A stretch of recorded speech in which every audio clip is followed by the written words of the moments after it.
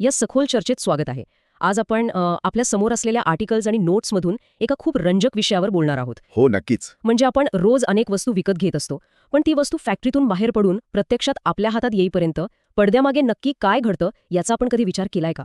खूप मोठी आणि गुंतागुंतीची यंत्रणा असते ती. अगदी बरोबर. आणि आज आपण याच एड्स टू ट्रेड म्हणजेच व्यापाराला मदत करणाऱ्या किंवा व्यापार शक्य करणाऱ्या 8 अदृश्य पण महत्वाच्या स्तंभांवर चर्चा करणार आहोत.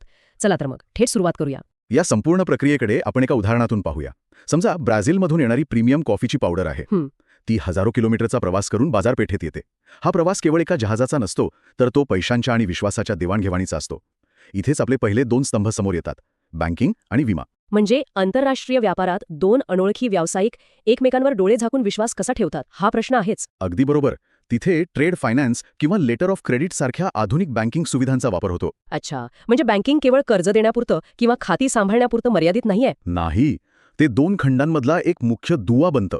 आणि जेव्हा इतक्या मोठ्या प्रमाणावर माल एका देशातून दुसऱ्या देशात जातो, तेव्हा साहजिकच आर्थिक धोकेही प्रचंड असतात. वादळ, अपघात किंवा चोरीसारख्या गोष्टी. हो, या अनिश्चिततेमुळे होणारे कोट्यवधींचं नुकसान विमा म्हणजेच इन्शुरन्स कव्हर करतो.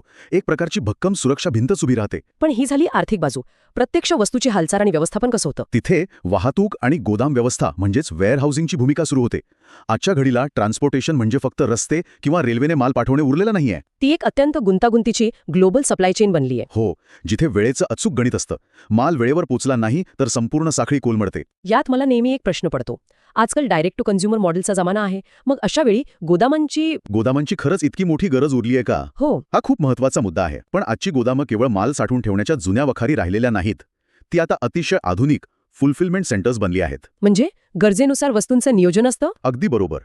मार्केटमधील मागणीचा कल पाहून जस्ट इन टाइम डिलिव्हरी करण्यासाठी या केंद्रांचं नियोजन अत्यंत स्ट्रॅटेजिक असतं. उत्पादनाचा वेग आणि बाजारातील अनिश्चित मागणी या दोन्हीमध्ये समतोल राखण्याचं काम ही गोदामं करतात. इंटरेस्टिंग.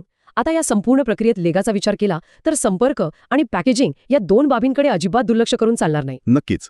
आजच्या डिजिटल युगात संपर्क व्यवस्था जसे की इंटरनेट, ईमेल्स किंवा क्लाउड नेटवर्क्स हे एका सेकंदात जगाच्या एका कोपऱ्यातून दुसऱ्या कोपऱ्यात डेटा पोहोचवतात. आणि माहितीच्या या प्रचंड वेगावरच लॉजिस्टिक्सचे अत्यंत महत्त्वाचे निर्णय तात्काळ घेतले जातात. खरे. आणि त्याच लॉजिस्टिक्सला अधिक प्रभावी करतं ते पॅकेजिंग. पॅकेजिंग म्हणजे फक्त वस्तूला एका सुंदर बॉक्समध्ये ठेवणं नाही. म्हणजे त्यातही इंजिनिअरिंग असतं. हो, तर आजकाल आंतरराष्ट्रीय शिपिंग कंटेनर्समध्ये जास्तीत जास्त जागा कशी वापरता येईल आणि वाहतुकीचा खर्च कसा कमी करता येईल यासाठी पॅकेजिंगचं डिझाईन इंजिनियर केलं जातं. योग्य आणि स्मार्ट पॅकेजिंगमुळे मालाचं नुकसान टळतं आणि पर्यायाने नफा वाढतो. अगदी तसंच. हे खरंच विचार करण्यासारखं आहे.